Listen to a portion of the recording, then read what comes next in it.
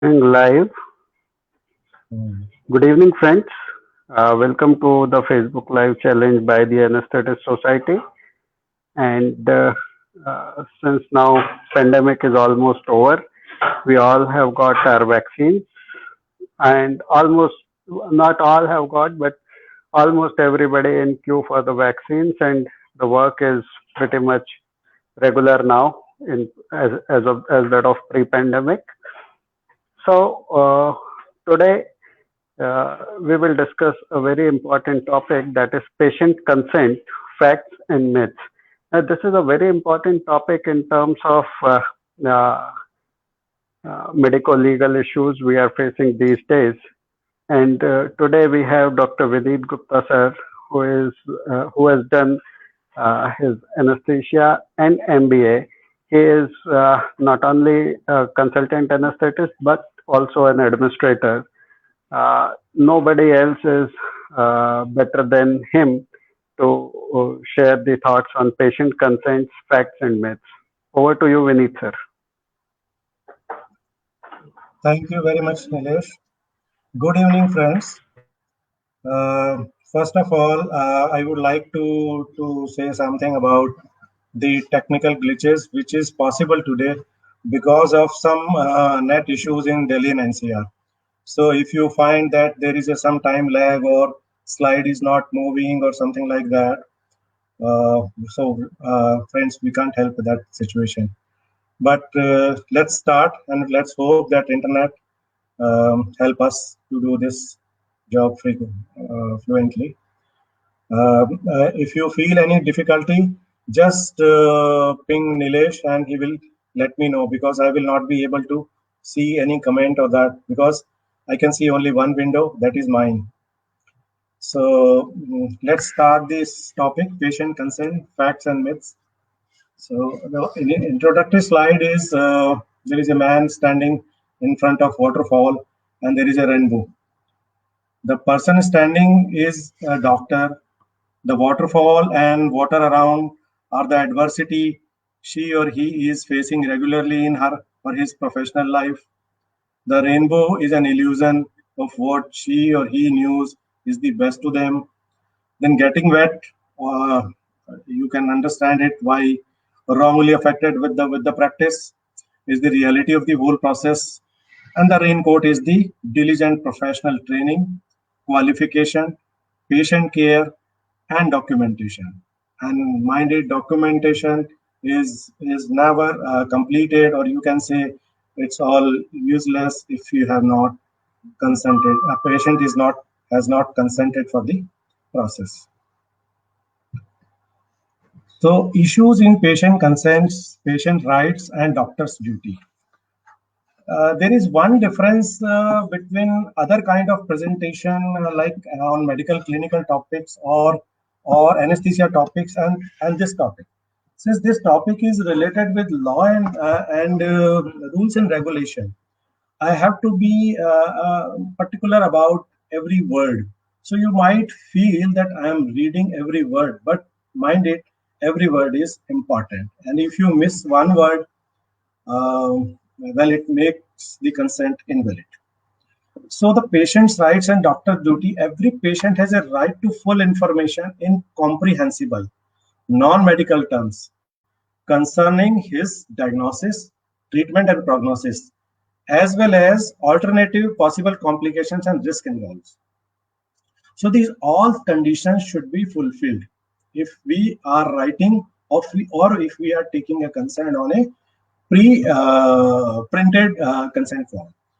So statement of law says patient can change mind, give or withdraw consent at will at any point in time before the act of which is the patient has consented. That means if patient has consented for a procedure or a surgery or an operation, they have a right to change their mind and to withdraw consent at any point of time before the start of the procedure. So in that condition, we have to honor patient decision and do not put any kind of pressure, coercion, fraud, fear, misrepresentation of facts. Give the patient freedom to take the decision. Because give you an example. Yesterday only it happened. There was a primary gravida patient in my LDR, and she consented to her consultant that she needed a epidural. And when I reached there, she was in so much of pain and fear of needle that she said, no, I don't need this epidural. I said, it's okay. I agree with you. So I called her husband and I said, I just want to let you know, both of you, that how this epidural will help you. After that, if you still feel that you don't need epidural, you just need to write this on file and we go back. So I explained them the procedure completely again. And after that, fortunately, they agreed, but I had taken the consent again. And then I have proceeded. So this is how we have to keep everything in mind before moving to a procedure. Now, the consent is merely a formality? No. Consent is a process of communication. It is not a one-off form which is to be signed before starting a procedure. It should require the fulfillment of certain established elements. Elements of consents are, first, the competence of the patient. Patient should be competent to give the consent. Sufficient disclosure of the fact should be done. What is sufficient disclosure? I will let you know later on in one of the slides. Then understanding. The patient must be in the capacity to understand what we are explaining to them, and then they should volunteer for the consent. Do not reduce the consent to a mere formality. Do not take a general consent at the time of admission. If a general consent is taken at the time of admission, it does not allow you to do any procedure after that. Then counsel the patient and attendant and ensure appropriate disclosure before getting their signature on consent form. Do not take consent signature on blank consent form. This is illegal. Write at the requisite particular when consent is taken on a printed sheet having standard clauses. Most of us have the printed consent form. It's okay, but you have to write if something is specific about the procedure, if something is specific about the patient condition or the patient per se. And you should mention this on the consent form and then take the signature. Ensure that the consent form is filled completely and signed by the doctor, patient, attendant, and witness. So I will mention few of the cases, for example, to understand all this, why we are so much worried about the consent. There was a case of VP Neil Kantan and others versus Sri Chitra Thirunal Institute of Medical Sciences and Technology in 2012. Kerala State Consumer Commission has heard this case. The patient had a history of cerebrospinal fluid rhinorrhea and recurrent meningitis. And that patient underwent bifrontal craniotomy and repair of CSF leak under general anesthesia. During the post-operative period, the patient developed a fulminant meningitis and died. Now that case went into consumer court. The court held the hospital negligent for taking a single general consent during the admission and not a separate specific consent for the surgery. So that single consent is of no value if the procedures are done without the consent. The same kind of observation was taken in another case, C. Jayapal Reddy versus G.S. Rao and others in October 2013, National Consumer Commission. The patient was diagnosed as a case of fibroid uterus with endometriosis and was advised total abdominal hysterectomy.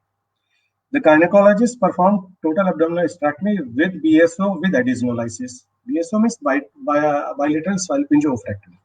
It was alleged that due to abdominal pain, fear, and disturbed state of mind, the patient's signature on a consent of surgery was taken on a blank form. That was wrong. The court held that the consent obtained was improper. So be careful. It's not a just form signing. Consent means consent. Patient should consent for the procedure. The effect of consent on doctor's action and decisions. Statement of law says consent merely permits a doctor to carry out the mutually agreed therapy, intervention which would otherwise be legally impermissible. But that consent does not consent has no real role to play in the medical action or decision taken by the doctors. That means if you are taking a clinical decision, the consent has, once the patient has consented, you have to take the clinical decision as per the standard norms. A patient consent cannot be a justification for an otherwise negligent or contraindicate action or decision of the doctor. That means if a consent is taken and a negligence is done, you will be held responsible. Consent is not going to save you. Again, there are one or two cases. The most beautiful case I will quote you. There was an orthopedic surgeon. The case is Dr. R.K. Sharma and others versus Vineet Mehta, National Consumer Commission, December 2012. The orthopedic surgeon performed a surgery by Ilizarov technique, as the patient, who was 5 feet 10 inch, wanted to increase his height because he wanted to join the film industry. The surgeon agreed for that, and he did this procedure. But in post-operative period, when patient's mother visited him, she convinced that he does not require the surgery, and they requested that surgeon to reverse that surgery. Finally, that orthopedic surgeon, he reversed the surgery, and but patient and her mother and his mother, they went to the court by saying that they were not well known about the outcome of the procedure. The court held that although there was no medical negligence in this case, because Ilizarov technique is a standard practice and it's a worldwide practice, so there is no medical negligence. The surgery by Ilizarov technique was meant for dwarf, short-statured, limb length inequality, amputees, difficult fractures, non-union, and so on, and therefore performed unnecessarily on this patient, who was a young man with a height of 5 feet 10 inch. So court said that it was not patient consent. You have to tell him that this procedure is not meant for you. The court granted a sum of rupees 50,000 to the patient as ex gratia payment out of grace, without holding the orthopedic surgeon medically negligent. But it was observed that it's not a nice practice. Now, responsibility to take the consent. Responsibility to take the consent is on the doctor in charge of the patient. If you are a boss, that means you are an in charge, and then you are responsible. Boss does not mean, if you are a senior consultant, does not mean your SR goes out and take a consent on a pre-filled form and you did not met with the patient's relative or husband or patient. In fact, you have not discussed the things with the patient. You have to do it with yourself. Principal consent, principal surgeon or principal anesthetist, they are the responsible people. If there is any deficiency in taking consent or failure to take consent, only the doctor in charge of the patient will be held negligent, and not the junior doctors, nurse, or other consultants. Now, there are several types of consents which are mentioned, like oral and written consent, general and specific consent, express and implied consent, substituted and proxy consent, modified consents, statutory or presumed consent. So now, oral consent is valid in Western countries, but Indian law says written consent is mandatory for all intervention, even the most innocuous ones. So forget about believing on oral consent in Indian scenario. Now, general and specific consent, as I said, general consent is when patient get admitted, we have a fixed format of 7-8 papers patient used to sign them, and there is one paper written as that we are giving our consent for all kind of procedure and this and that. But then you have this special consent if you are doing some procedure or blood transfusion or taking some blood sample or doing some specific test or doing some surgery. Then expressed and implied consent. In all surgical intervention, written consent is taken. That is called the expressed consent. Then implied consent is like some patient has booked an appointment with some doctor in their OPD. That means that patient has that is accepted as implied consent. That patient has already accepted the opinion of the doctor, and that is called the implied consent. That means assumed. When a patient visits a doctor, law implies consent. Then substitute and proxy consents. I will tell you later on why they are all different and why this, when and where this substituted and proxy consent is required. When the person is incompetent, legal guardian usually has the authority to give consent. Patient may authorize someone else on his behalf to give consent in case he is unable to give consent in future. Like if a patient is going for a neurosurgery and he don't know how he will be post-operative. So the further course of treatment, they usually make someone authorize, like if their spouse, their parents, their siblings, their kids, to give them the consent on their behalf. So that is called the authorized consent and proxy consent. Then modified consent, consent modified by the patient midway during the course of the treatment. Then inform the patient about the consequences if patient modifies their initial consent. You have to tell the patient about the consequences of modifying the consent and not taking that course of treatment which was planned before. Then record specifically such modification and consent with medical record both. Remember, these facts should be noted both on consent form and medical records. Then honor such modification. We have to honor the decision. Even in case where the treatment is midway, consent may be completely withdrawn and modified, and the doctor is bound to honor such withdrawal or modifications. In such case, it is absolutely necessary that the patient is informed about the consequences that may ensue, and any such modification must be prominently and specifically recorded. Then statutory and presumed consent. Law said, law laid down by Supreme Court says that in case of emergency, you are allowed to help the patient even without the consent. So there is no confusion about it. If in the emergency and there is nobody to give consent, you can act in favor of the patient without taking consent. Now, prerequisite for a valid consent, counseling and disclosure. Counsel the patient and attendant and ensure appropriate disclosure before getting their signature on consent. That is very much important, counseling and disclosure. Disclose the correct picture without an ambiguity to the patient. It is your duty to tell patient everything about the procedure and outcome. Do not reduce consent to a mechanical act. Appropriate disclosure and proper explanation must precede the consent. Consent form must be filled completely and all necessary information and disclosures must be clearly and completely recorded. Getting signature of the patient or attendant without proper counseling is negligence per se. I used to do audit of the hospital files, and not only in other departments, even in our departments, I sometimes find that consent forms are half-filled.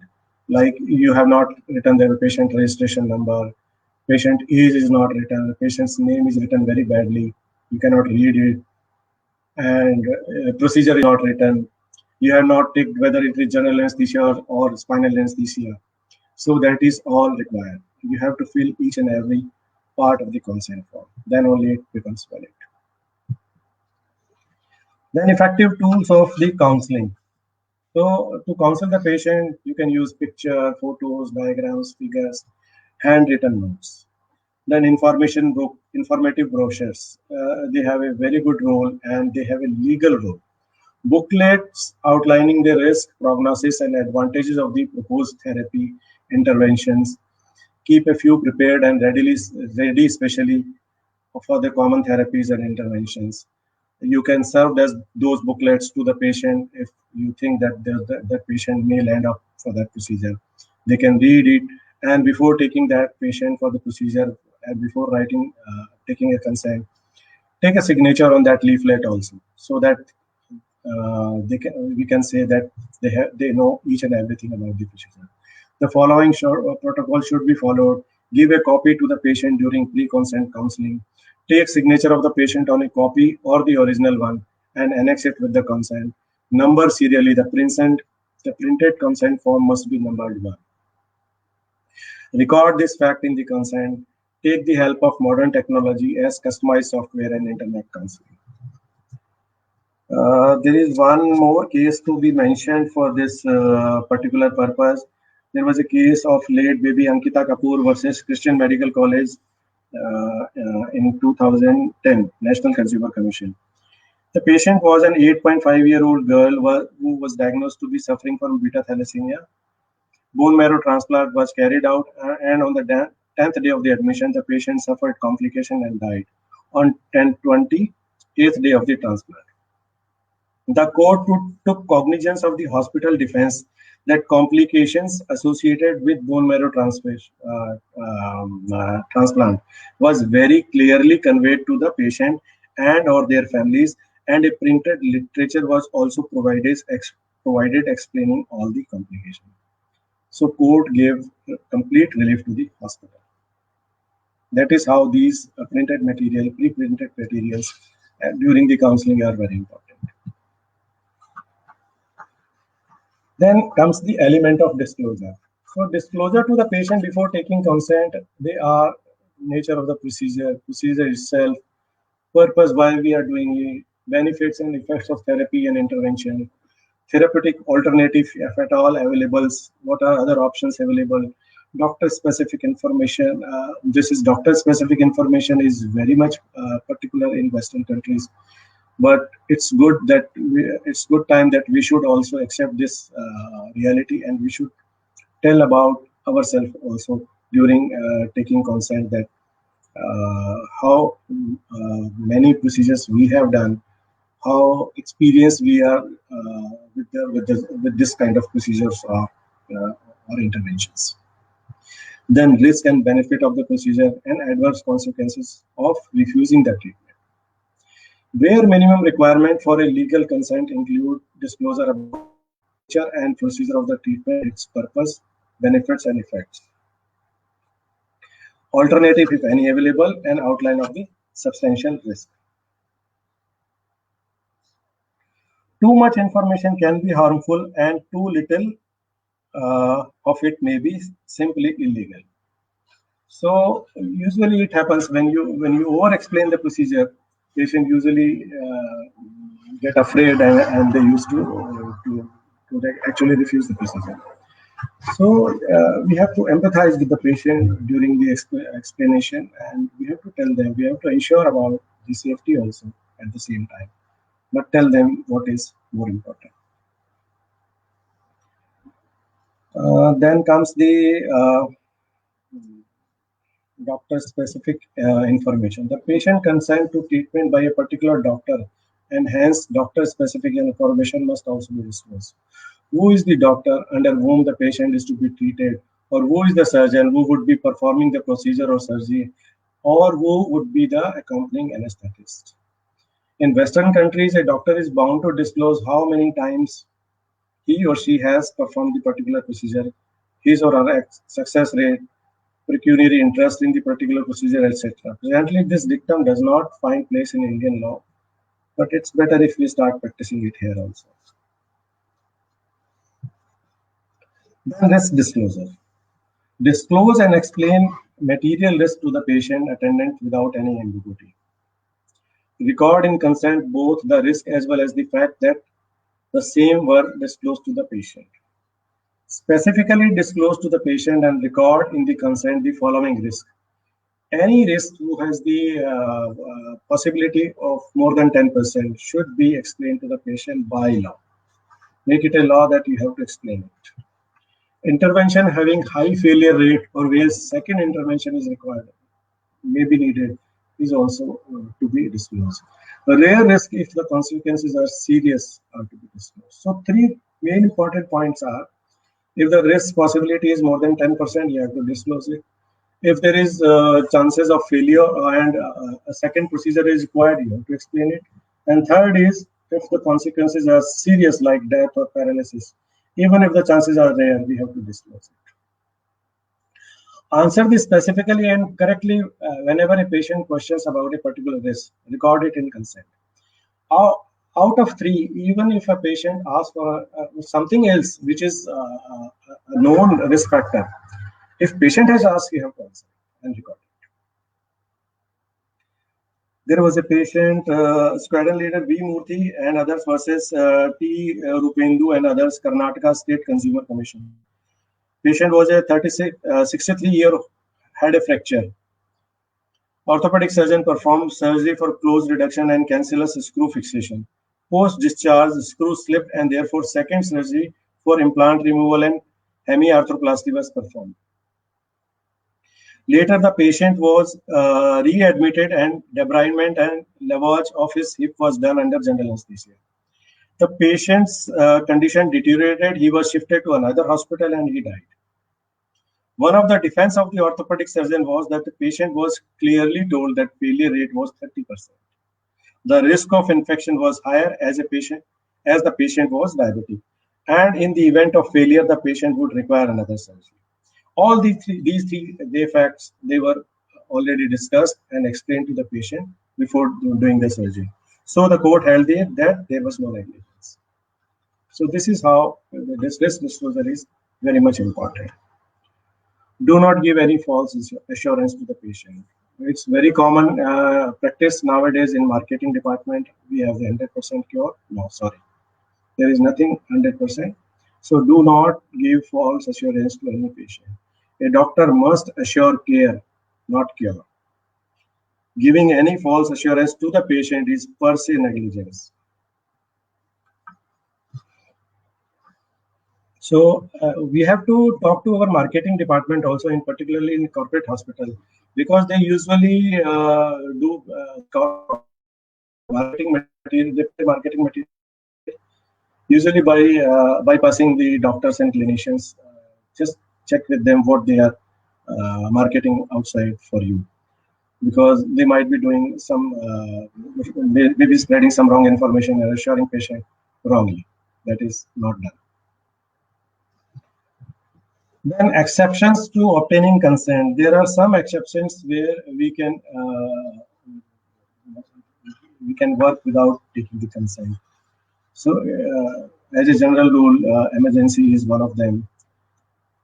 I will tell you one by one all. Then emergency I will take in detail.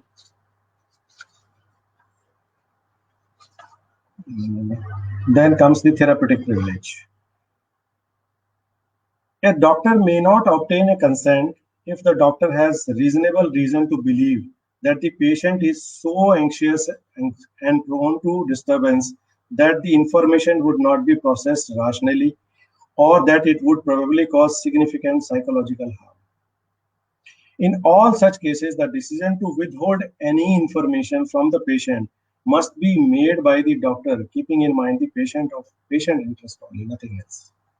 If he feels, any doctor feels that by sharing the information at a fragile time will actually work against the patient's clinical outcome, they can hide it, but we have to share this withhold of the information with the patient's relative, and a note of that should be made in the file. Once it is decided that a certain information must be withheld from the patient, the following is advisable. If any such request has came from the patient's relative or friends, insist on a written request which must be duly preserved in the patient's medical record. If patient's relative and friends are coming, take it in written and keep it in medical record. More credence must be given to any such request made by spouse, children, or parents. Merely because a request has been made by the patient's relative or friends, a doctor is not bound to follow it. In case the request for withholding information is the doctor's decision, it is advisable or rather mandatory that the patient's relative or friends are explained the reason for it and take opinion of the other doctor also in that case, and take the notes, written opinion about the same thing with the other doctor also. If that doctor agrees, then request them to make a suitable endorsement in the patient's medical record, recording their agreement. That means if you have decided that some certain information should not be explained to the patient or should not be disclosed to the patient, first of all, call their patient's relative, tell them everything and take their consent about it, and then call another doctor of your specialty or even different specialty related with that patient and take their own opinion also. And please record all these on their patient's documents. Then there is called waiver. Patient indicates preference not to be informed, record it in writing, signed by the patient. Waivers are usually used in research studies. Sometimes you explain patient that either you may be a placebo patient or you may be a case patient, so control patient or the real patient. So in that case, you have to take the patient consent that we are doing it, but patient don't want to disclose that they are a patient of they are a case of the research studies. So in that case, they don't want to sign the consent. If the patient indicates a preference not to be informed, recorded in writing, signed by the patient, preserve this mandate carefully, even if not in the file, but keep in a hospital record. And that means it's a waiver of the consent, but still you have taken something in return from the patient. Then in criminal cases, an accused in criminal case can be examined without his or her consent on request by police. You can even apply force for examining a criminal, but it should always be on the request of the police. Then insurance examination conduct on behalf of insurance company do not need patient consent. However, it is advisable to obtain a consent. It is advisable, it is not mandatory. Then managed healthcare, there are some organizations who are doing this mass patient care. In those patients, in those facilities, usually patients volunteer themselves to be taken care of. There it is not required, it is not mandatory to take the consent, but nowadays they also started to take consent in some form. Now comes the main point, emergency. Why it is more important in emergency? It is not mandatory to take the consent of the patient in emergencies. Taking consent during emergency, that means take sincere efforts to obtain consent even in emergency. First of all, try to take the consent. Take decision in the best interest of the patient. Proceed with oral consent or even without consent. Try to take the written consent of friends, relative, accompanying person only if possible. Do not wait for the consent if it is not easily forthcoming or interfering or affecting the patient's management. Record specifically and elaborately on the consent and medical record. The fact that the consent is proper, the reason for improper consent. That means your consent might be improper or incomplete, but then you should write the reason in the file in the end. As a general rule, in an emergency, a doctor may render treatment without the patient consent. Consent is implied. The justification for this rule is that since a reasonable person would consent to treatment in any emergency if they were able to do so, it is presumed that any particular patient would consent under the same circumstances. This is what we were talking about, therapeutic privilege. Doctor deciding to exercise, we have already spoken about it. Then waiver, we have already said, research studies. Then it was criminal cases. Then insurance, we have already talked. We have talked about. Then separate and specific written consent.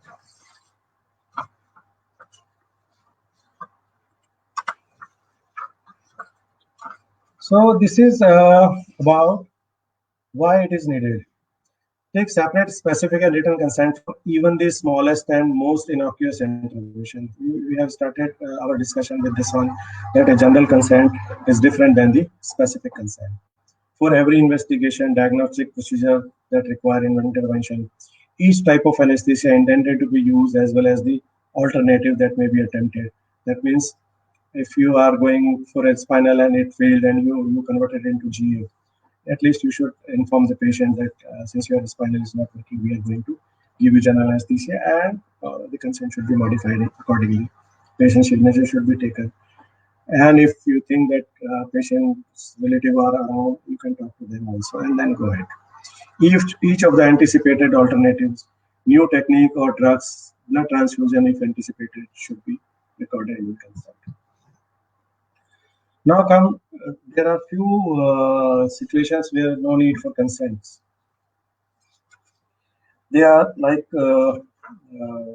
this postmortem. No consent of patient's relative or friends or attendant it is required for referring the body for postmortem in case of an unnatural death.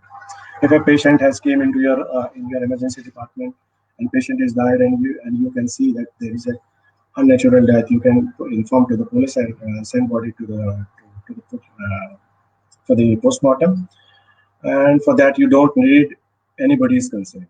I mean, anybody means patient's relative or anybody's consent. Then life support ventilator, no consent for patient attendant is required to put the patient on or off the life support ventilator. Do not disconnect a patient's life support system if it is not medically indicated. Not even when the patient attendant gives written consent or instruction to do so. Mind it. Nowadays, it's a very common phenomena. Patients' relative change their mind in a moment, and it will be a difficult job. It will be a tiring job for us. Then histopathological examination. In case an organ is removed from the patient's body, the same should be sent for a histopathological examination. Consent of the patient or attendant is not required for sending this specimen for histopathological examination. It is further advisable that charges for the same should be clubbed with the charges of the surgery so that this does not become an impediment in sending the sample for HPE. Then discharge. The decision to discharge a patient is purely clinical. It's not a matter of request or somebody else's decision, and you need not any consent from the patient or their attendant. Then fees. For fees, you don't need any consent, but nowadays, since fees financials has become a very big challenging management criteria, it is advisable to explain then about the financial implications, and it is advisable. It is not mandatory. No consent of the patient attendant is required to agree to pay charges fee of a doctor or hospital. In case the therapy intervention that is advised to the patient is expensive, record specifically the approximation fees charges in the consent, and that is only advisable. Then a very important point: telecasting or publishing or sharing the information.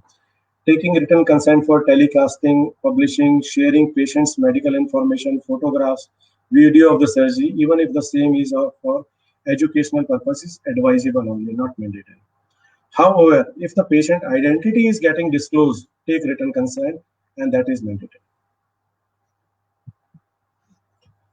Then comes the exonerating cause. It's a very fashionable phenomenon nowadays. We see, like we used to write in pathological reports or even radiology reports or even doctor's prescription, not for medical legal purpose.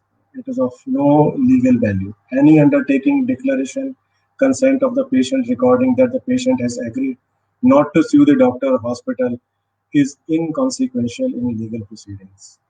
Exonerating clauses written in medical record, printed stationery such as not for medical legal purpose are of no help in legal proceeding. Some doctors and hospitals print on their stationery or write not for medical legal purpose on their letterheads, prescription slips, or even consent form. These clauses are inconsequential. Legal consequences arising out of negligent conduct cannot be circumvented merely by inserting such a clause. Can medical records substitute consent? This is also a very common phenomenon. A patient goes to a doctor in their private clinic. They write the whole plan of the treatment, including the surgery. Patient get admitted with that prescription slip in the hospital. Hospital takes a general consent, but you have to take the consent for the procedure. Merely a patient prescription accepting that patient has already accepted that prescription, and that's why that patient came into the hospital to get the whole treatment. You cannot be saved by not taking the consent. You have to take the consent. But so this is about medical records, and it cannot substitute the consent. Even if the patient volunteered or suggests a particular course, and if a written and specific consent is the legal requisite for such a course, a written consent must be taken. Recording the fact that the patient has volunteered for the particular course in the patient's medical record cannot be a substitute for a written consent.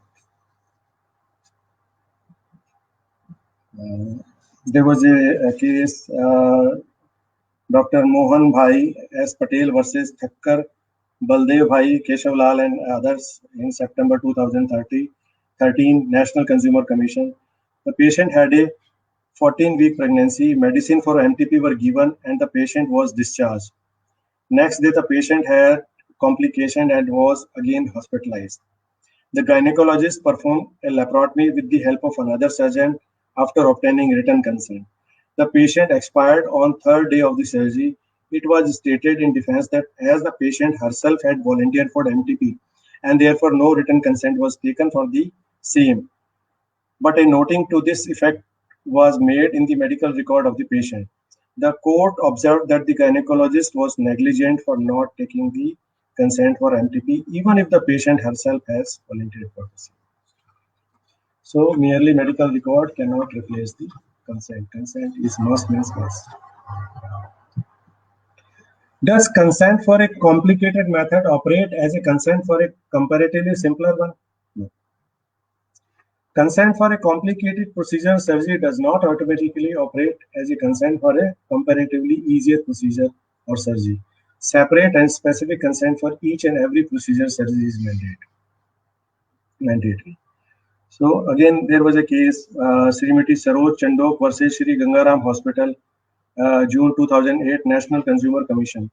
The patient consent was taken for total abdominal hysterectomy under general anesthesia, and then DNC was performed, and immediately thereafter, a hysterectomy was attempted initially through the vaginal route, and then through the abdominal route.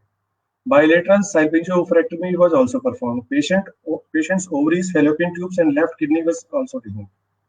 Post-surgery, the patient suffered rectovaginal fistula, and another surgery was carried out for repair and closure of fistula, and then for closure of colostomy. It was alleged that patient's consent was taken only for total abdominal hysterectomy, but hysterectomy was attempted through the vaginal route first, and no consent was taken for the BSO. On the defense of the gynecologist, was the vaginal route is simpler. Gynecologists defended their case by saying that vaginal route is simple and preferable due to absence of abdominal incision with its possible complication. The court held the gynecologist negligent for the first attempting through the vaginal route without specific consent for the same. Court has specifically observed that even if vaginal route may have been a simple procedure and less complicated than abdominal one, obtaining specific consent for the vaginal route was mandatory. Dealing with non-availability of relative or attendants for the giving consent. This is sometimes happens in emergency in the hours of the working hours. Take contacts, coordinates of the patient's relative attendant when admitting the patient. Try to contact patient's relative or attendant on mobile during emergencies. Record specifically if the patient has no relative or attendants, or they are not available at the relevant point when an important decision or consent has to be taken. Then substituted or proxy consent. This also we have started with this one, and I said we'll discuss it later on. So this is where we should use substituted or proxy consent. Adult, conscious and oriented patient taking consent of someone other than the patient in case of elective procedure, and when the patient is conscious and oriented, is per se is negligence. If patient is adult, conscious and oriented, and if we do not take patient's consent and we take the consent of any other person out of them, then it is negligence. One of the commonest mistakes in India is taking consent of the spouse, sibling, parents, or children, but forgetting the patient herself or himself. This is illegal. Emergencies, of course, are an exception. Then consent of the parents and spouse and children. When the patient is incapable to give consent, or minor or mentally unfit, unconscious or drunk, etc., then only it is applied. Why consent of the patient in themselves was required? There was a case, Holy Cross Hospital versus Maniram in August 2009, National Consumer Commission. The patient underwent open cholecystectomy. Admittedly, consent was taken from the patient's wife, and that too for laparoscopic surgery. The court held that hospital negligent for failure to take the proper consent and observed that this was an open and shut case of res ispa loquitur. That means the wrong is absolutely clear and need no proof. As the patient was in proper frame of mind and eligible to give consent, but consent of the wife was taken.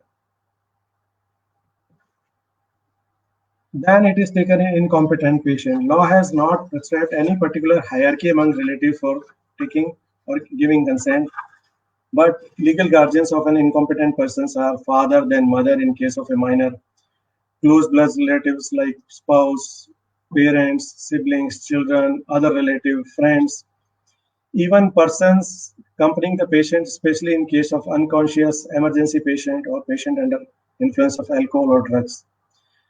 Consent for different age groups. Below 12 years of age, consent of only guardians are required.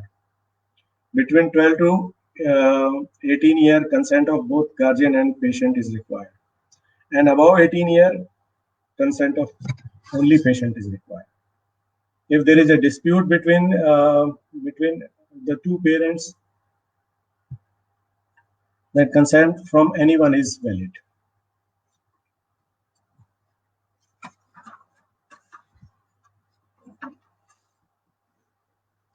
Record clearly in medical record the reason for taking substituted or proxy consent. Mentally unfit patient insist on certification from a psychiatrist before taking guardian's consent. Then substituted proxy consent in government hospitals. In government hospital, proxy consent can be given by the administrative medical officers or medical superintendent if the relative of the patients are not available to give consent. Since this topic is very long, this is hardly, almost half is covered this topic. If you feel that this topic is useful, we can continue it on the next live, and we will be only in that case I will be doing it the second part of it. But if you feel that this much is good enough, so the second part will not be coming. You have to give me feedback about the continuation of this presentation, because the consent is the biggest topic I have come across during this certification course of mine. So if you feel that it is really required and important, we can continue it in the second part as according to your feedbacks. All thanks to the Institute of Medicine and Law, which has really helped me to read out all these things and to really corrected one or few of my practical problems we all face, basically, that we take consent very lightly, but it's not merely a piece of paper. It is really a raincoat for us. So thank you very much all for patience. Thank you, Nilesh. Thank you, Vineet sir. There is one question. Do you have to record it on web camera? Yes, it is. We have a neonatal ICU counseling room, and now web recording is also considered very safe. But you have to tell the patient that you are being recorded during the recording, because otherwise patient can say that you cannot record myself. Patient's relatives can say you cannot use your cameras on me. So even for that, using that camera, you have to take the consent. Like if we are taking a video consent, we can always stop the patient that camera is on, we are talking to you, and this is merely a conversation that we are agreeing on some facts. And if both of us agree, we write a paper, we write a consent, and then we go for the procedure. And this whole conversation is being recorded. So it's a valid part. We have a recording room specifically for neonatal ICU. Okay. So we need a verbal consent for the on-camera recording also. Yes. Yes. Okay. You cannot shoot. Thank you, You Vineet. cannot shoot anyone from your camera without their consent. Yes. Okay. Thank you, Vineet sir. Thank you for such a wonderful session. Hope to see you for the second part of this consent. Well, that all depends on our friends' feedback. If they really like it to continue in second part, we will come back very soon for the second part. Okay. Okay. Thank you, sir. Thank you. Thank you all. Thank you, friends.